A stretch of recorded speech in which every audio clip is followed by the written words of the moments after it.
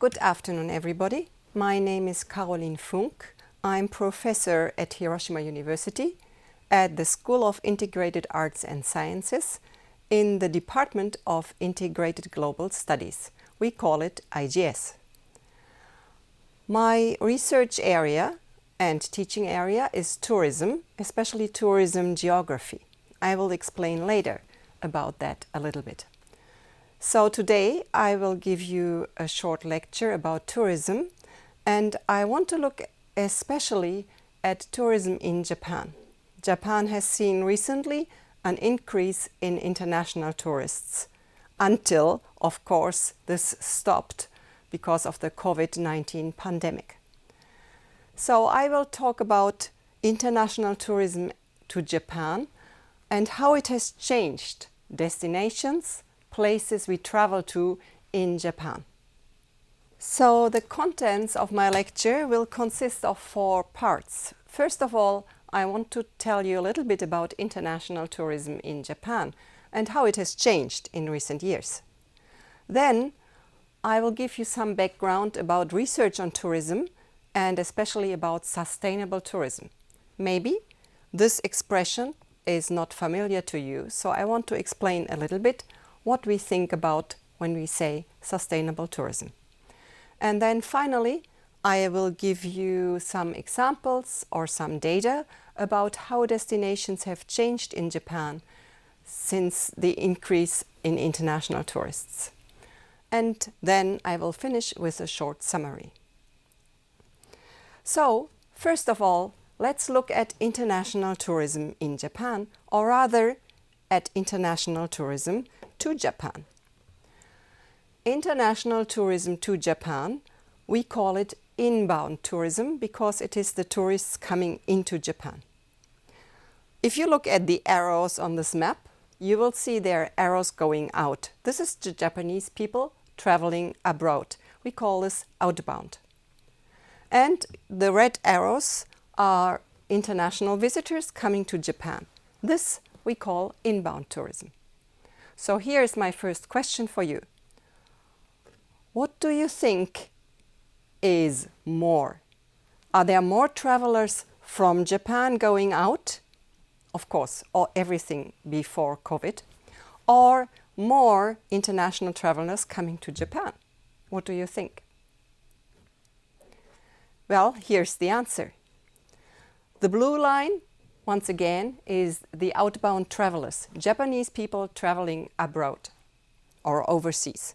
And the red line, this one here, is the international visitors coming to Japan. And you can see very clear pattern. We can see that in the 1980s, the number of Japanese people traveling abroad is increasing steeply. This is during the bubble economy period when Japan had a very strong economy. So people had time and money to travel abroad. Then we have a period of zigzags.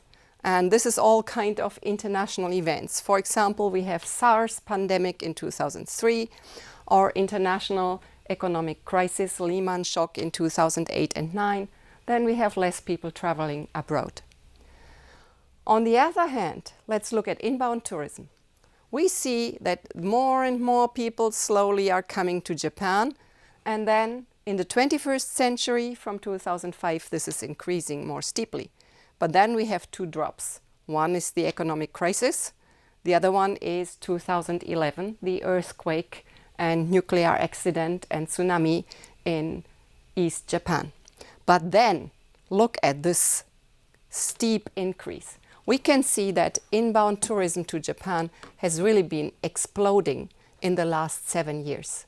It slowed down a little bit in 2019 and now it has stopped. But maybe after some years, maybe 1 year, 2 years, we don't know, it will go up again. So we have had this very, very steep increase, and I will talk mainly about this period. But then, of course, in 2020, what happened is international visitor arrivals have stopped. So the blue line data is from 2019 for each month, and the red data is for this year. And you can see that from April there are hardly any international visitors to Japan because Japan basically has closed borders to most countries. Let me go back once again. First of all, I want to look at this period. Why are so few people coming to Japan, while at the same time so many Japanese people travel abroad? And then we will look at this period. What has changed? Why do we suddenly have this explosion? So, first of all, why did we have so few visitors to Japan before 2005 or so? There are several reasons. One of them is Japan is a very strong economic country, so for most countries it was quite expensive. And especially during the bubble economy, abroad in many countries we heard a lot of news, for example in Europe, that Japan is so expensive. So people had this image, Japan is expensive, and it really was expensive. But then for almost 20 years prices didn't change, so now it's not so expensive anymore. Another reason is the position of Japan, the geographical position. Most people travel from developed countries because only in developed economies do people have the time and the money to travel abroad. But Japan is situated very far away from other developed countries like America or Europe. So you would have to travel a long way to come to Japan. Then also it was quite difficult to get a visa to come to Japan. Not for people from developed countries, but from other countries. Japan has quite strict immigration regulations. We have the problem also of language and letters. We don't use the alphabet in Japan. So when you come to Japan, very often international tourists come to a place like this. This is a harbor. Maybe you want to get on a boat to travel to an island in the Seto Inland Sea. You cannot read anything if you cannot read kanji. And there was also a lack of information about Japan. But all this has changed in the 21st century. Now we have plenty of information, of course on the internet, but also in different locations. If you look at this sign, we have English and Chinese and Korean. And all this is in a small shrine in Miyazaki Prefecture, really far away from the major tourist destinations. So now, wherever you go in Japan, as a foreigner, you can still receive sufficient information. Then we have a change in economic situation of the countries surrounding Japan. This is an example of China, and you know that the Chinese economy has been growing rapidly in the 21st century, so now many Chinese people can afford to travel to Japan. But one of the most important items that changed traveling to Japan is probably this one. It's the smartphone. You are all using it in your daily life. Well, all the travelers coming to Japan use it. I had a French friend coming to Japan. He was 70 years old. He brought his daughter's smartphone, and through the smartphone he kept contact with his other French friends who came together with him. And they would arrange, let's meet tomorrow here. Okay, then they checked the bus on the smartphone, they checked the map on the smartphone, they checked accommodation on the smartphone, and they would meet in some place. So this has made traveling in Japan so much easier because you can receive all the information. And if you cannot read anything, just put your smartphone there, it will translate it for you. So now this country is much more open for international visitors. There is also an economic aspect. From 2012 on, the yen started to slide, meaning, for example, if you travel from Europe, for €1, now you get much more yen than you used to get before. So it's becoming cheaper. So we have this combination of increase in economic growth in surrounding countries, a lower or cheaper yen, technical innovation like the smartphone, and a lot of efforts on the Japanese side to provide information that has made it so much easier for international tourists coming to Japan. And once the tourists come, they will then send out information on their smartphones and pictures on Instagram or Facebook, and other people will come. So that's how the increase in international travelers to Japan came about. So next, let's have a look where the international travelers come from. If we look at this figure, you can see the blue part. It's the travelers from East Asia, Korea, China, Taiwan, Hong Kong, and they make up 73%. So most of the travelers to Japan now come from countries nearby, and they come also just maybe for a weekend from Korea to come shopping or for a 3-day holiday or so. So it's become much easier to travel to Japan. But of course we have also travelers from further away, Europe or America, and they tend to come for longer periods. So maybe a week or 2 weeks or even 3 weeks. So where do these people go in Japan? And what do they do? For example, if we look at Hokkaido, it is popular for skiing, of course, and for nature.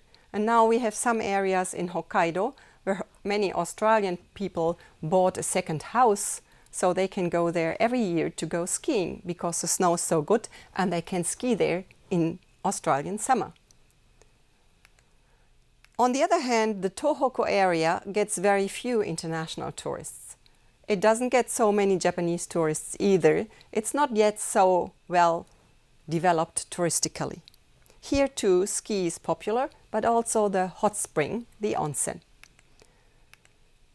Most tourists actually visit the urban centers of Japan, which is Tokyo and the Kanto area, and Osaka. They enjoy urban life, of course shopping, and the big theme parks in Kanto and Osaka. But actually, this percentage is decreasing. Many people now come to Japan the second, the third, the fourth time. Then they don't visit Tokyo or Osaka anymore. They rather go to some of the other areas. The Chubu area gets the most visitors because of Mount Fuji, which is of course a kind of iconic symbol of Japan. Kyoto and Nara get many visitors because of their historic heritage and their culture. So these are the other main destinations for international tourists.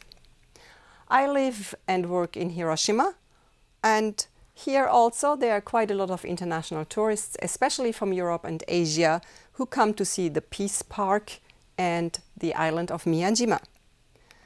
Whereas Kyushu is situated very close to Korea, and many Korean visitors come for theme parks, golf, onsen, hiking, and so on. And finally, Okinawa is a famous resort, not only for Japanese, but also for international tourists. So we can see international tourists visit some areas a lot and others not so much. And they also do different activities. So how are these activities different for people from each country or area? Let's look at this table. The red numbers show some preferences. For example, Taiwanese and Chinese people like to visit nature destinations, especially Hokkaido. Also, Chinese like shopping. This is very famous. You have maybe heard the term bakugai before. Whereas on the other hand, visitors from Europe and America are more interested in history and culture of Japan and the daily life. But also Chinese visitors enjoy to stay in a Japanese-style ryokan and sleep on a futon. French people have very interesting travel patterns. They are interested in film settings, which is mainly anime. So they visit anime film locations or scenes or manga scenes. And they also prefer Japanese-style accommodation and especially Japanese-style food. So we have seen several data about international tourism in Japan. And if we summarize that, we can say that we have seen a steep increase in international tourism from 2012. But more than 2/3 of these visitors come from East Asia. So Japan is actually depending on very few countries. And that can be a problem if there's any problem in the relation with those countries. For example, sometimes there are political problems with Korea and China, then the number of visitors will drop. Visitors concentrate in some areas, but slowly and surely they are discovering the whole of Japan. And visitors from different regions have different preferences in what they like to do and where they like to visit. In the first part, I was giving you some information about international tourism to Japan. Now in the second part, I will give you a little bit about the background of tourism research. At the university, you will not only study what is actually happening, how many tourists visit Japan, where do they come from, but we also study about why these things happening and what we could do to improve them and what kind of problems we can find. And in tourism, there are many different disciplines or subjects that research on this topic.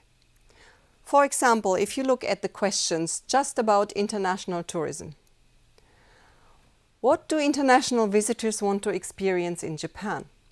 If you want to know the answer to this question, you would study psychology to give you an insight into what people feel about travel and think about travel.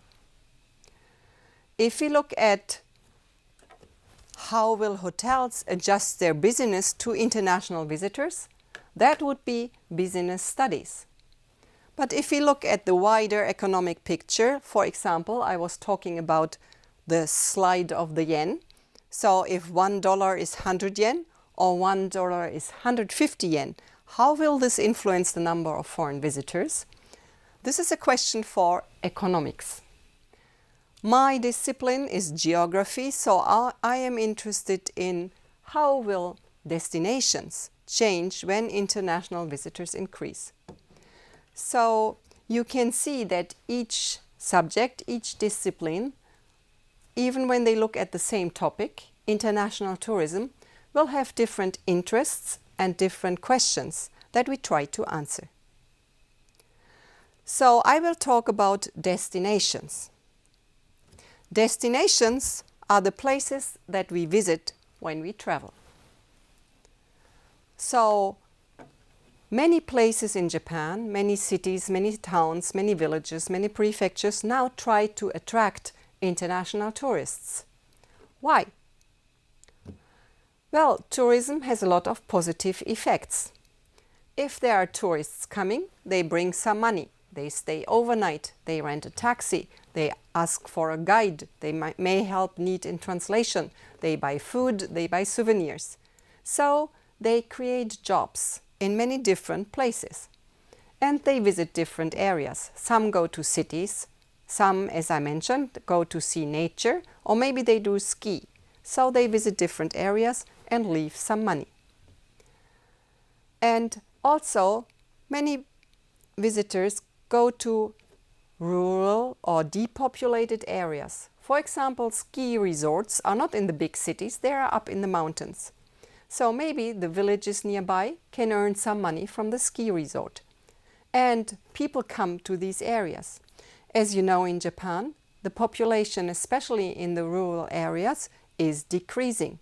We call this kasoka in Japanese. So for these areas, if there are visitors coming, this will bring new jobs and this will give opportunities to create new business.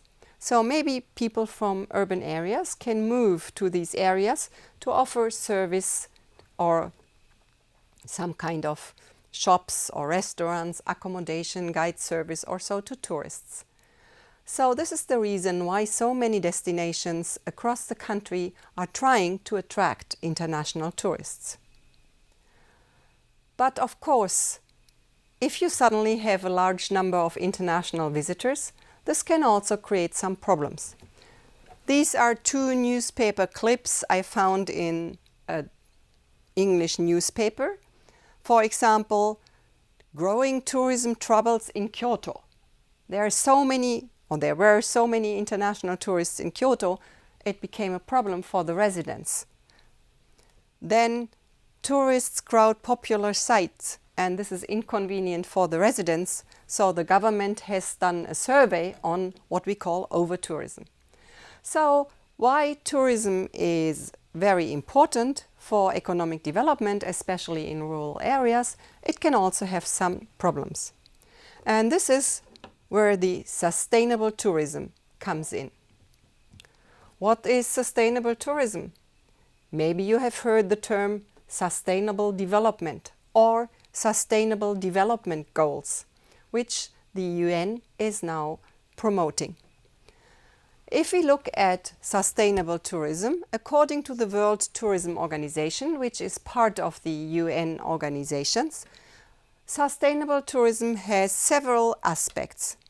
It should make the best use of environmental resources. So it should preserve biodiversity, conserve natural heritage and landscape. So this is the environmental aspect. Also, sustainable tourism should respect the host communities, that is the people living in the destination, and conserve their built and cultural heritage, but also promote cultural understanding. So there is a strong cultural and social component in sustainable tourism. Another important factor, of course, is the economy. Tourism should bring benefits to the destination, and these should be stable employment and they should be fairly distributed. So it is not only some big companies that earn money from tourism, but also many smaller businesses. So fairly distributed and stable employment is a very important issue in sustainable tourism. And of course, sustainable tourism means we can have tourists now, but also in 10 years and in 20 years and in 30 years. And that only works if the tourists are happy. So tourist satisfaction is another important issue. So we have these 4 aspects of sustainable tourism: environment, local society and culture, economy, and the tourist satisfaction. So let's summarize this part. We saw that many different disciplines research on tourism, and geography researches especially about the places where tourism happens. These places we call destination. Tourism brings many benefits to destinations, but it can also cause some problems. It can destroy nature if too many people go up the mountain or use the ski resort, or it can lead to too much garbage or pollution or overcrowding. So sustainable tourism aims to increase the benefits for the environment, for the local society and culture, for the economy and for the tourists, and minimize the problems. So basically sustainable tourism is trying to create a kind of tourism that is good for everybody. Of course, this is not so easy and it doesn't really happen so easily, but at least that's our goal. That is quite clear. So next, I want to look at how international tourism has influenced destinations in Japan and if it is sustainable. And there are several aspects I will look at in this part.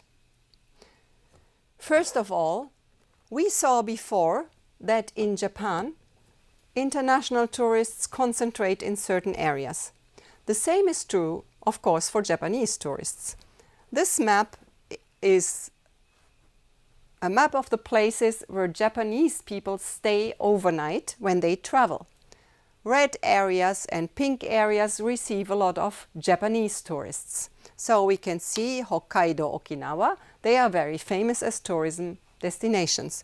But also you can see this big red-pink dot here. It's surrounding the Kanto area because most of the population sits in Kanto and most trips inside Japan are actually quite short. Japanese people usually travel only 1 or 2 nights. So any place you can go by car or even by train in 1 or 2 nights from Kanto, where most of the population is concentrated, will receive a lot of tourists, Japanese tourists. So we can see this area here surrounding the Kanto, and then here the Kansai area gets the most tourists because it is close to the big urban metropolitan centers. How about the international tourists? Actually, it's not so different. We have still Hokkaido and Okinawa, but we don't have this northern part of Kanto. International tourists tend to go from Kanto towards Kansai, Kyoto, Nara, maybe Hiroshima or Kyushu. So this middle part gets more tourists. But still, in general, it's quite close to where Japanese people travel. So we can say the increase in international tourism has brought some changes, but in general, they tend to visit similar places like the Japanese. Of course, also because these are the places that are developed as tourist destinations. For many, many years, Japanese have been traveling to these places. So we have many hotels, we have amusement facilities, shops, restaurants. So, of course, international tourists go there too. If we look at the area around Hiroshima, this is the number of overnight stays in each of the prefectures in what we call the Chugoku area. And you can see the changes from 2015 to 2016 as one example.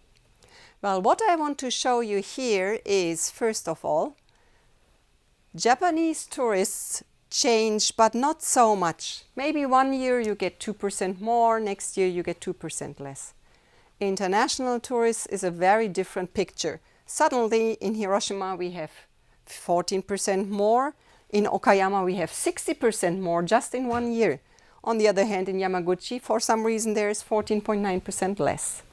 So we can see that international tourism numbers are shifting much quicker and much stronger than Japanese tourists. And we can also see that the percentage of international tourists staying overnight is different in each area. In Japan overall, 14% of all nights are by international tourists.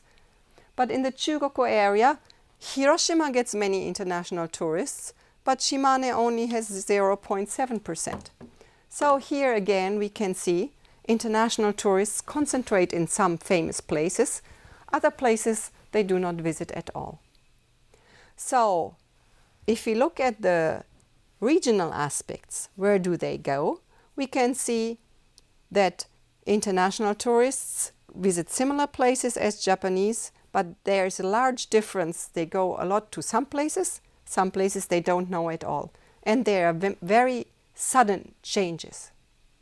So maybe a problem, or also this makes international tourism not so sustainable.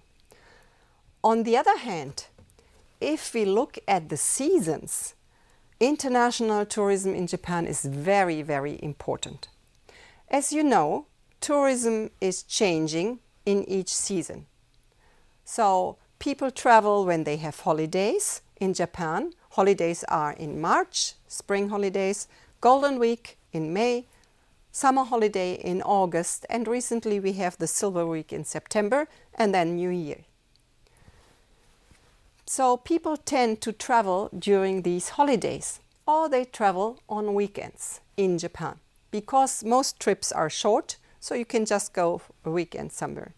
So I have divided the number of overnight stays in 1 year, this is 2018, and calculate percentage of people staying overnight in that month. And you can see among the Japanese tourists a peak in August, a peak in March, and in May, but also a little bit in October. This is the autumn leaf season. If we look at international tourists, it's a very different pattern. The red numbers are the higher numbers, and you can see in August, when all the Japanese travel, there are not so many international visitors. But in February, when there are not so many Japanese travelers. There are many international travelers because it is the Chinese New Year and they have a holiday and can visit Japan. Or many countries in Europe have the summer holiday in July, so people come to Japan in July rather than in August. So we can see for each month, international visitors come at different times of the year than Japanese.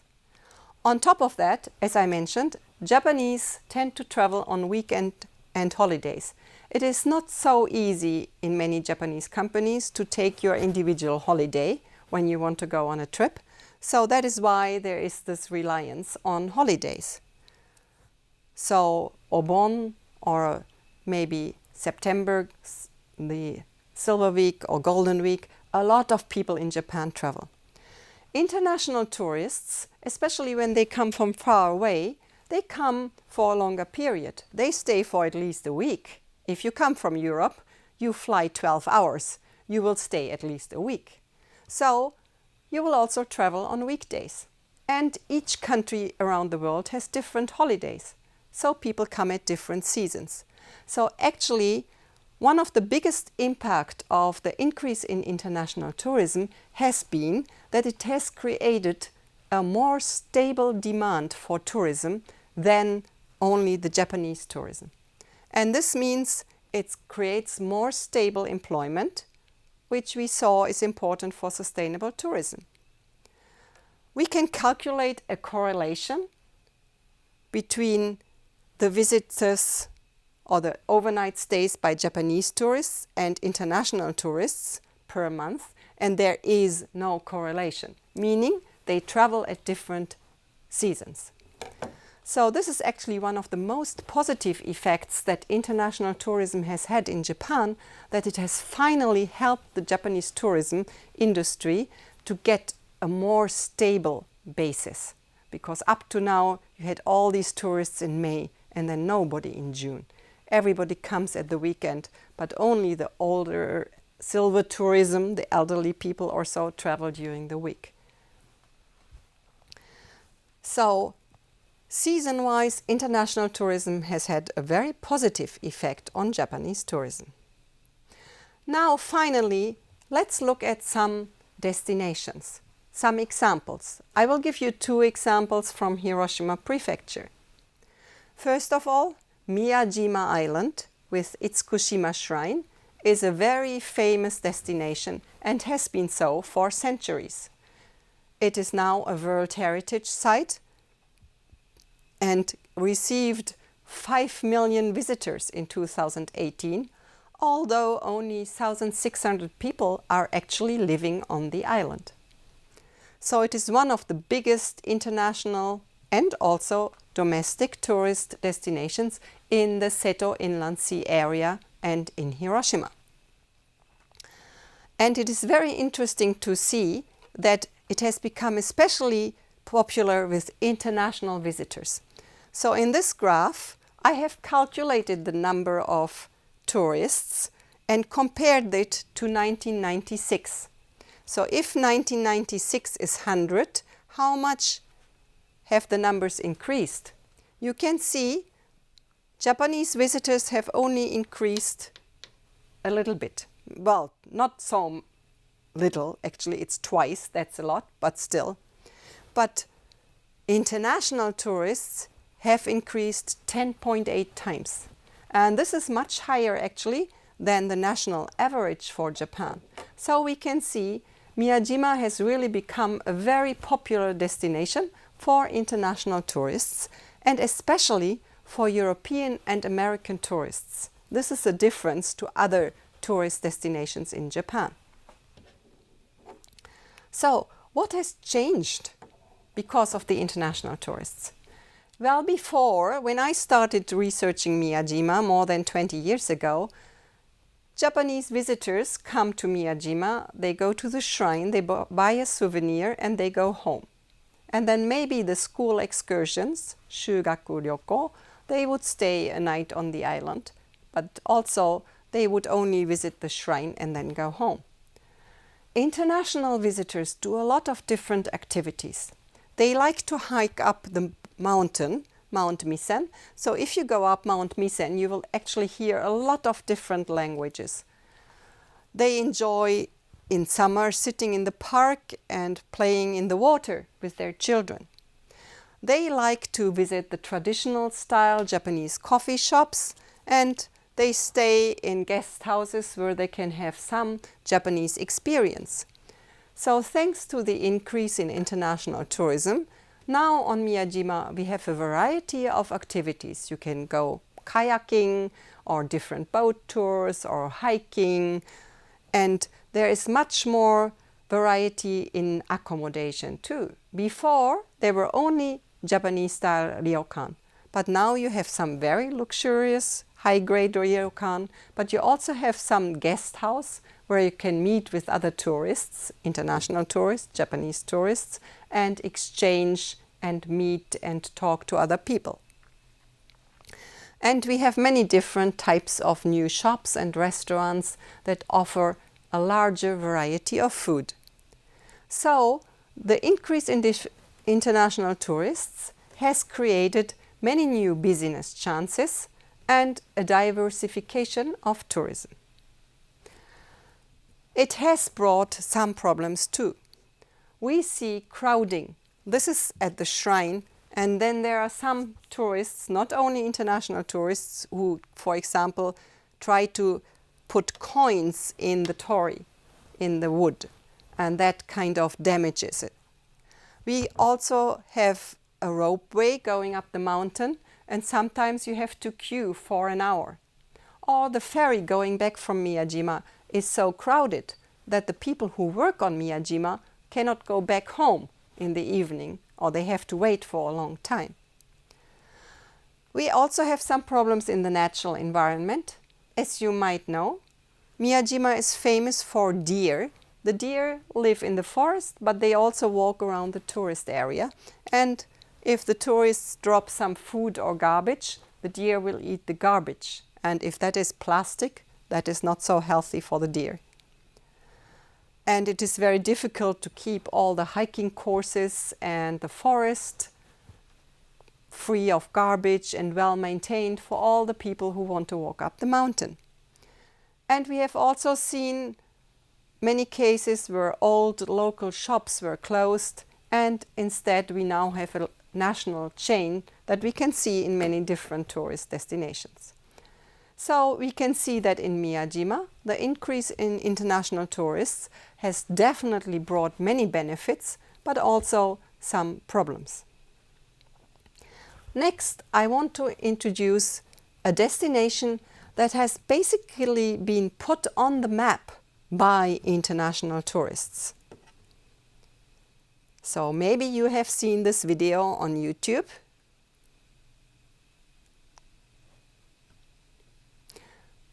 This is an island in Hiroshima Prefecture too, and it is called Okonoshima. And as you see, it is famous for many wild living rabbits. So, how come that this is a destination created by international tourists? The video I just showed you was put on YouTube and has been watched more than 2.5 million times in 2017. I think by now it is even more. And then other people visited the island and they put up similar videos or pictures. So we can see here the number of international tourists in Takehara City, where the island is located, increase from 2013, and following that, Japanese visitors increased too. So basically, more foreigners or international visitors were coming to the island, and that was reported in Japanese media, and then Japanese people got interested and more people visit the island now. And many people take a picture like this. Maybe you cannot see, but there is a person lying on the ground and lots of rabbits on that person, because probably he put some rabbit feed on his body, so the rabbit come up and eat the food, and you can take a picture like that. So how has this increase in tourists changed the island? Of course, there are many positive effects for the economy. There is a hotel on the island, and we have many rabbit souvenirs like this. And there is also the ferry to the island, and now lots of people use the ferry. So before, it was not so easy to keep the ferry going. Now it is quite good to have the ferry. It has also become a new popular leisure destination for families and for international tourists. It is actually quite interesting when you visit Okunoshima. Well, you visit there on the ferry, you're outside, you go to the island, you sit outside all the time. So it has been quite popular in recent months for local people to visit because it is safe even during Covet. But of course we also have problems. We have the crowding of cars and people at the port. Sometimes you have to wait 3 hours to get on the ferry to the island. And because the visitors bring different kind of food, the rabbit eat all kind of food. You could see in the video, I think they were being given some kind of chips, and that is not rabbit food. So the health of the rabbits is a big issue, and because there is so much food, their number is increasing. And then they eat the plants on the island. So it is also affecting the vegetation on the island. So here we can see that a destination that was not so well known, I mean, people in Hiroshima knew about this island, but I don't think anybody else, suddenly became an international and then also a Japanese tourist destination. And that has created some changes. So finally, let me summarize. From the examples and from the data we have seen, what can we say about international tourism and its sustainability? First of all, international tourists travel at different times and seasons throughout the year, so this has helped to stabilize tourism business and the tourism economy. International tourists enjoy many different kinds of activities, and they are also interested in Japanese culture. So they create new business chances, and that also helps to preserve Japanese culture. For example, in Hiroshima we have Kagura theater, which is a traditional type of shrine theater, and now many tourists want to see it, so it has become very popular. Also, international tourists discover many new destinations, so they visit places that so far didn't see international visitors. So that makes Japan as a whole more international. Nowadays, well, not nowadays, but before COVID, wherever you go, you could find some international visitors. On the other hand, we have seen that international tourism numbers change suddenly. The most extreme case, of course, being COVID, but even without that, we could see political influences or some destinations became suddenly popular and then suddenly numbers would drop again. So it is kind of unstable employment that these kind of tourism creates. International tourism has also brought too many tourists to some places. Especially Kyoto had the severe cases of overcrowding, where the local buses were full of tourists so that local people couldn't use them anymore. So overcrowding is an issue. And basically in some places the local economy ended up relying on tourism. And when that happens, of course, then if we have a crisis like the COVID pandemic, it is very difficult for these places to keep their economy going. So finally, I want to ask two questions that will lead to the future development. First of all, we have seen that the number of international tourism to Japan has increased. So does this mean that the Japanese society is changing? Does that mean that Japan is becoming a multicultural society? If we look at the number of non-Japanese residents, international residents in Japan, we can see that they only make up 2.2% of the population. I'm from Germany. In Germany, that percentage is 9%, and a lot of people have international background, meaning they have German nationality, but one of their parents is different nationality. So, looking at the population, the percentage of international residents is very low in Japan compared to other developed economies. We have many international tourists coming here, but very few residents. International residents are very important for the growth in international tourism because they also create new tourism industries. Adventure company in Hokkaido, Machiya Yado in some historical towns or so on are all things that have been created by international residents in Japan. But during the COVID-19 pandemic, non-Japanese residents cannot return to Japan for several months. So basically, they are not seen as equal to Japanese residents. So at the moment, it still looks like international tourists are welcome to Japan, but international residents are still not so welcome. And another big question is, what will we learn and what can we learn from COVID-19 pandemic? First of all, once again, we realize that international tourism is very vulnerable. It can stop suddenly.